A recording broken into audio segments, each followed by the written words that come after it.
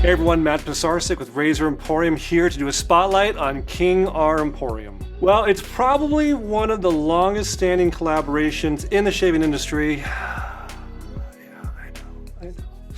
No, I was just joking. We have worked with Phoenix Artisan Accoutrements for many, many years now, probably coming up on 10 maybe on this collaboration. And I just thought it was time to really spotlight it and talk about it. Coincidentally, we had to make a giant batch of the product for our store, so we have a whole lot of it at the moment. Typically, we had only ordered, a dozen or 2 dozen whenever we would place an order with them with our other Phoenix Artisan order. And I finally asked, like, what is a batch size for you? Like, I know what our batch size is. And they told me the number. I'm like, just make an entire batch of King R, because it seems like whenever we would get it in, it would be gone really fast. So King R Emporium, I'll tell you the full story here. Sit down, children, it's story time. So Douglas and I, got to be, friendly with each other years back when, he was just moved out here from back east. I think he moved from Massachusetts to Phoenix, and actually south of Phoenix. That's one misnomer. People think that Phoenix Artisan is located in Phoenix. It's not. It's an hour south of Phoenix in a smaller town called Casa Grande. But a few years ago, Doug and Fran actually moved back to Massachusetts, but the operation is still here running. I think their workers are kind of running the ship, and I think they kind of check in with them or come out here periodically. But regardless, we got to be friendly with each other, and we started stocking their products. And then Doug, was doing collaborations with different vendors and different YouTube, wet tubers. And he approached me and he said, let's do a collaboration. I said, okay, well, what does that mean? And he said, well, you're really known for vintage, so maybe kind of lean into that. And I said, okay. So I thought about it for a minute. I said, there was a really cool soap line that came in the old Gillette sets. It was like a big clamshell set, and it had the big tubes in it and razor and blade banks. And the stick of soap was in one of the tubes. And very little information known about it. But I did happen to have an original set that still had an original soap stick from like 1925 or 1930, whatever. So it was like archaic. It was like an antique. And I gave the soap stick to Doug, and Doug said he heated it back up and melted it down and, used his scent, his nose. He's got a nose like a basset hound. He's got a very good nose. I always would say that about Doug.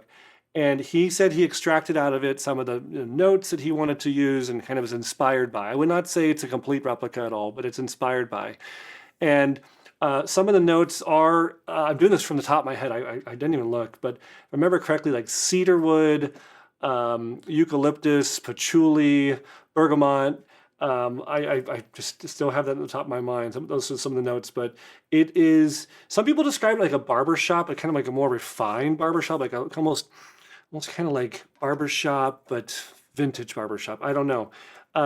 It has a very unique scent to it, I'll tell you that.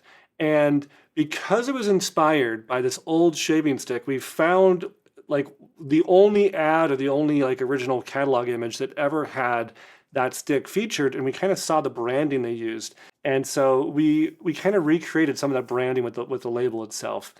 And I didn't know what to call it. And so I thought, well, King C. Gillette used to put his face on everything, and he had that moniker. His first name was King, and then the middle name C for Camp, and then last name Gillette.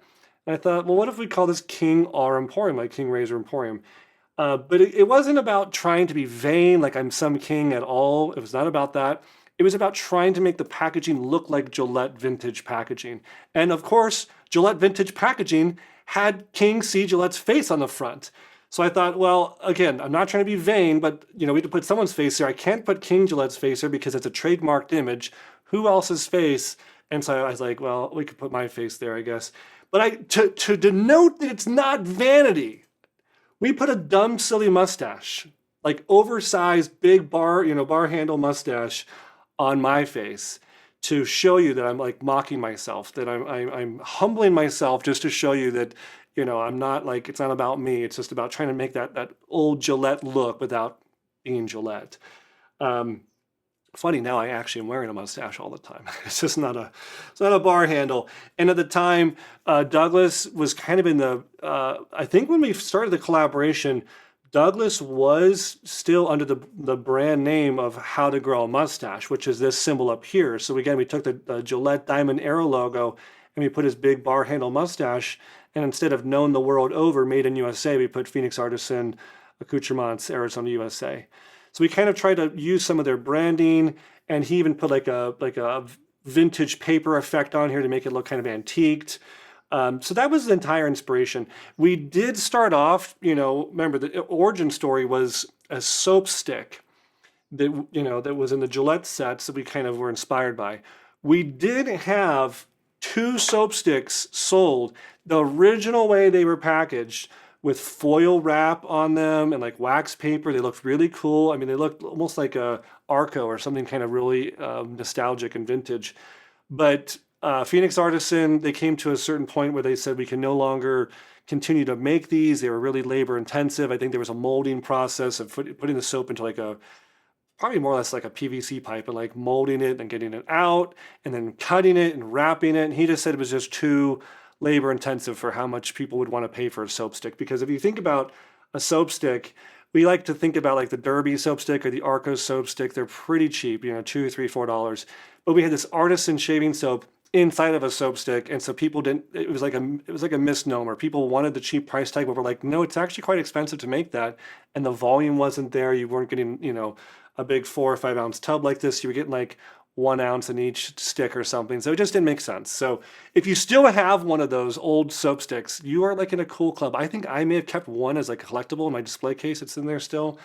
But yeah, it more or less moved over to the tub of soap. And then of course we launched a matching splash at the time with it. And the splash is still out. Although he has changed bottles, like the old bottles were brown. This is a really cool bottle. It's even branded, so he's making a lot of these bottles in bulk. You have to do like a couple thousand to really make that make sense. And then the EDP, so the Eau de Parfum. So if you just really want that, you're not done shaving. You are maybe later on in the day wanting to kind of freshen up that scent. You want to have that scent on you as you go out. That's what an EDP is good for. Really good on like hot zones, like here on your wrist, maybe the sides of your neck. So as you're moving and talking, talking with your hands and moving around a room at a party or something, a restaurant, some of that odor kind of spreads around. Remember, don't go too crazy with this. You shouldn't smell someone from across the room. If you're that guy, don't be that guy. I think the rule of thumb is always someone should come close enough for a handshake or an embrace, a hug, a kiss to actually smell something on you. If it's like you walk in the room and you're like, whoa, like that's too much. Take it down a notch. But that's a story on King R Emporium. Probably one of the largest, longest running, collaborations out there. Douglas and I, we've maintained a friendship. I know a lot of people like to think of the old days with I'd Lather Be Shaving, and I get asked all the time, why don't we have that show? Well, this is my studio here in Phoenix, Arizona, and Douglas is in, Massachusetts, and so it's really hard to do a YouTube video when people are in 2 different parts of the country. Our chemistry worked when we were on set next to each other. So I have an open invite, and Douglas knows this. If he's ever out here in the Phoenix area, he's always welcome to stop by for a double discourse or, guest appearance or something. Still very friendly with him and Fran. They're good people. We like Phoenix artists, and we sell a lot of it. So that's my story on King R Emporium. That's for the thumbnail here. And yeah, it's a great soap. It's very unique. If you haven't tried it, give it a shot. We got the full range. We got lots of it in stock. That's all I have to say. If you already knew the story, if you were enlightened by the story, if you have an original Gillette stick of soap from 1930, I want to hear from you. Please tell me in the comments below.